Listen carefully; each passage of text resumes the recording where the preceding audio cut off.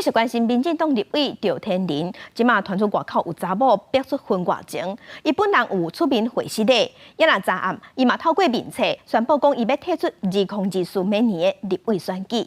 民进党是回应讲尊重当事人的决定，也若这嘛影响高雄立委的布局。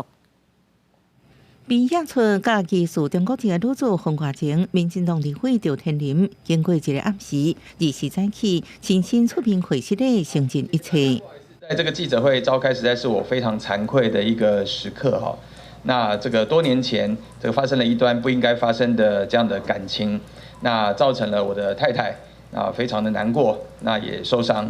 那说实在的，我相当的自责。这风波牵涉中国籍人士各方敏感议题，和外界一直讨论。赵天麟2时暗时宣布退出2024立委选举，无法度继续拼4连霸。民进党发言人杜冠廷回应，尊重当事人的决定，后续交由大选提名策略小组来讨论。行为很不应该这个也应该要深知的检讨。当事人自己的事情有责任对家庭还有对社会说明清楚。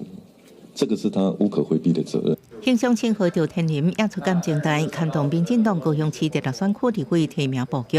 港选区竞争对手在赵天麟退出进前就陆续表态。这位女子的身份到底是什么？跟你的职务上有没有任何的关系？我觉得你有责任，必须要向社会大众交代。呼吁我们总统参选人赖清德副总统还能够勇于面对这个事情，迅速调查。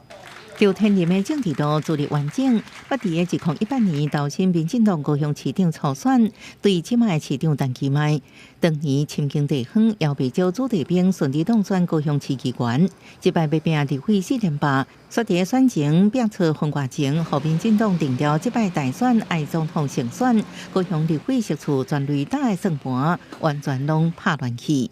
记者综合报道。